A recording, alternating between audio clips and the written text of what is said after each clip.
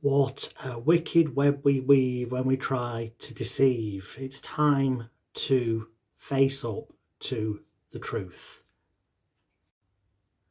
This whole situation has brought a different meaning to Brad's books. It's like I look at this and I think, oh, please, with the greatest respect, please, do something.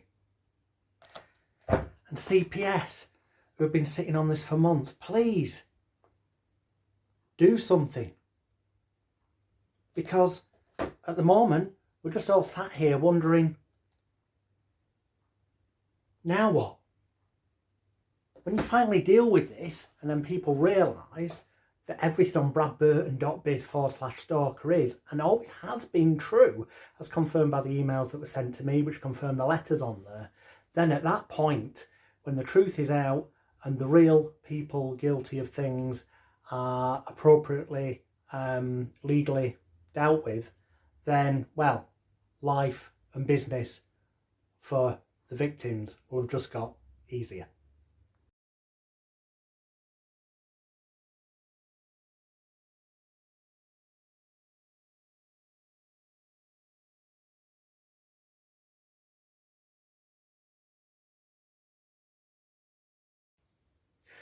May 9th, 2023, and on the publicly accessible by anybody, unless she decides to block somebody, but otherwise it's firmly in the public domain.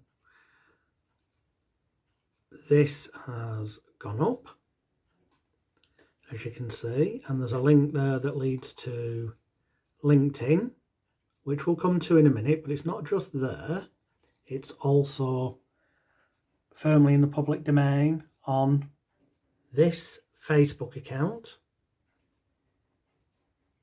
And then, of course, there is this massive post all about the fact that one of her past posts has now been removed by LinkedIn. And this is very, very, very, very, very long. It's really, really long. And I've just noticed that today on the 9th of May 2023. The bits from that I want to draw attention to is there's a paragraph that says there's a video going around by Alex Smith who has captured my face and posted as he attempts to prove against each of my posts he features that I'm a liar. It's true that there is a video, the link will be above or below this one, that was put together to show that the police emails that I keep getting accused of having forged, which I most certainly haven't, are indeed genuine and did come from Sergeant Wayne Hasselby, and confirm that everything on Brad Burton's site is completely factually correct and true, which therefore begs question about anything else that this individual's posting. Any images of her are from social media platforms that are fully in the public domain and are used in the context of journalism, critical review and spreading of the truth.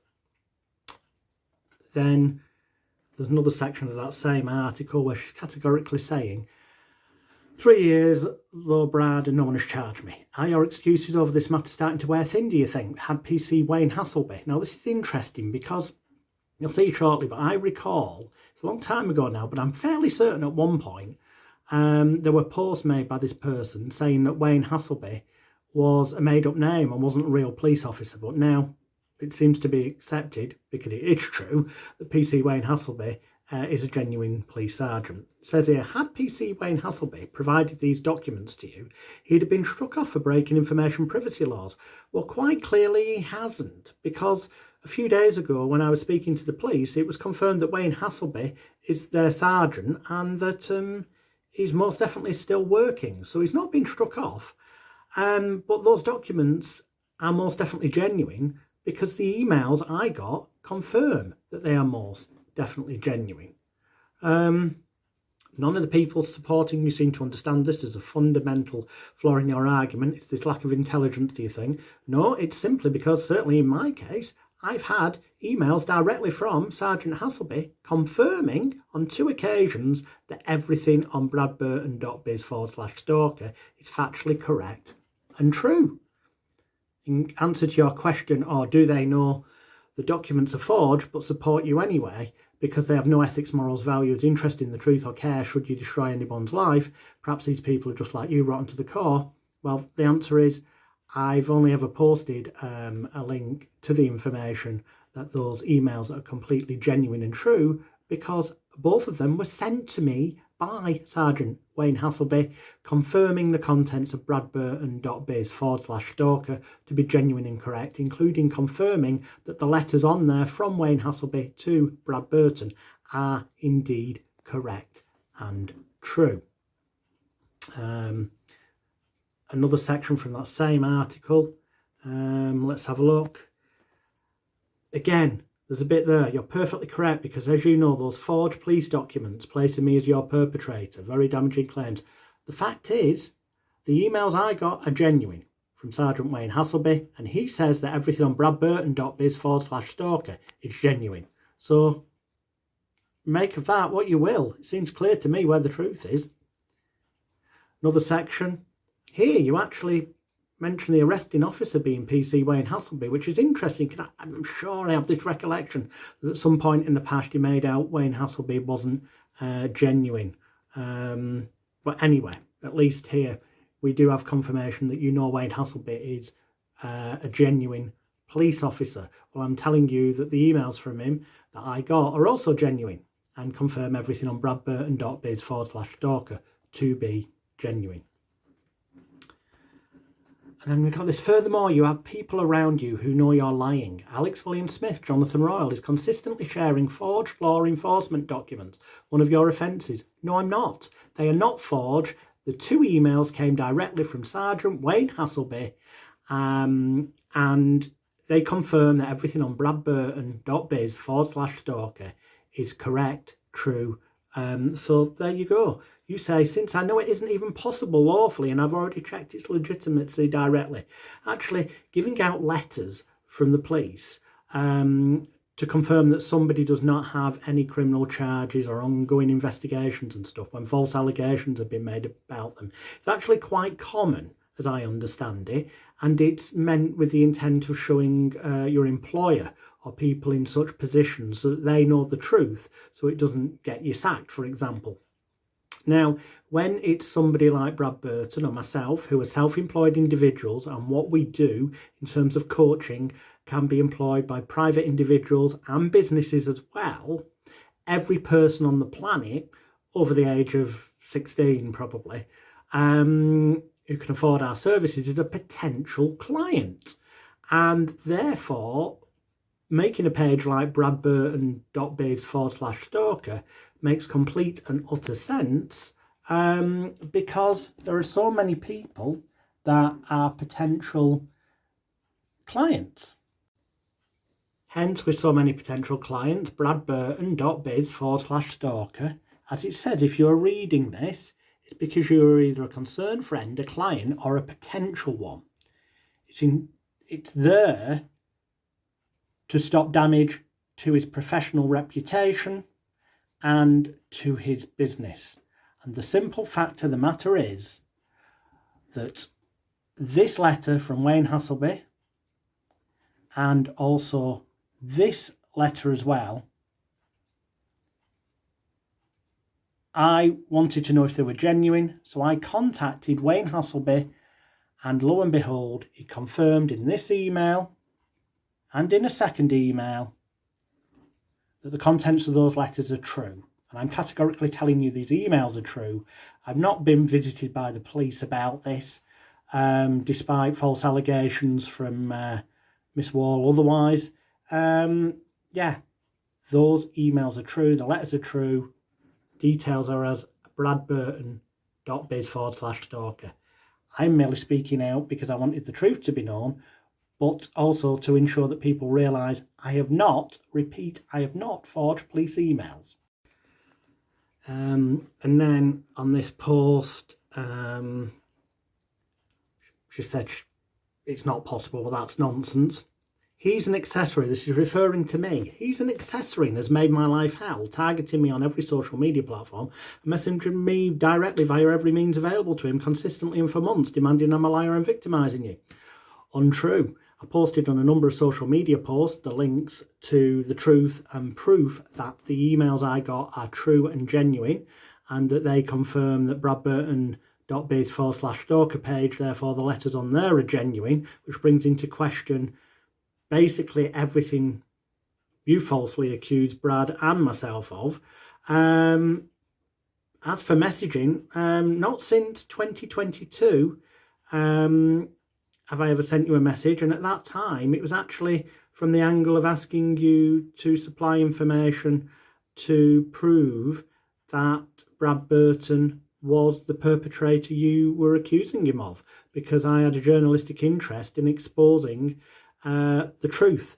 And if that truth had been that Brad Burton was the perpetrator, I would have exposed that. As it turns out, the evidence that I've got in terms of emails from the police confirm that everything on bradburton.biz/stalker is true, which therefore shows everything you've been saying to be lies, which is, well, that's just it. That's the truth as the evidence shows. And there you go.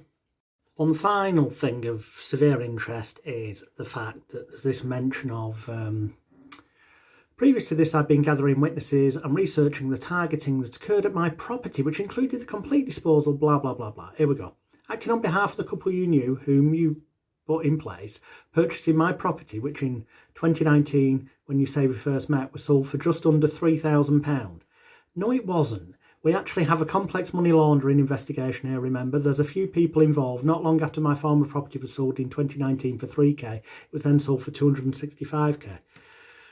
Oh dear. This has been brought up on social media before. Indeed, if you go to bradburton.biz/stalker, the land registry documents are there for all to see. Basically, if you study the difference between freehold and leasehold and realise that the £3,000, roughly in that region, £3,000 sale was not for the property at all. And that's been pointed out before. So why this insistence on something that is not reality, God only knows. So yeah, on my Celebrity Hypnotist YouTube channel, a couple of weeks ago, I did indeed put this video up. But as I say, all there is on that video is me confirming that the emails are completely genuine. And yeah, I show screenshots of posts made on LinkedIn, Twitter, Facebook, etc. that are fully in the public domain. That's the key. They're fully in the public domain for anyone to share freely. Therefore, the sharing of them in this manner is also lawful and legal in all manners because they're fully in the public domain. And there is no law against critical review, and I've been doing that, critically reviewing the evidence and what is going on and making it known, freedom of expression, that the true simple fact is that the emails on, such as that one, sent to me by Sergeant Wayne Hasselby are genuine, thus meaning that as they confirm the letters on bradburton.biz/stalker are genuine, that means the contents of those letters are genuine. And when you look at everything on bradburton.biz/stalker and realise the emails and letters are genuine, and look at the ground registry documents and learn the difference between freehold and leasehold, it becomes very clear what the true reality of things are and who is actually making and has been making defamatory, untrue, harassing, long-term malicious targeted communications. This whole situation has brought a different meaning to Brad's books. It's like I look at this and I think, oh please, with the greatest respect, please do something. And CPS, who have been sitting on this for months, please do something, because at the moment we're just all sat here wondering, now what? When you finally deal with this and then people realise, that everything on bradburton.biz/stalker is, and always has been true, as confirmed by the emails that were sent to me, which confirm the letters on there, then at that point, when the truth is out and the real people guilty of things are appropriately legally dealt with, then, well, life and business for the victims will have just got easier.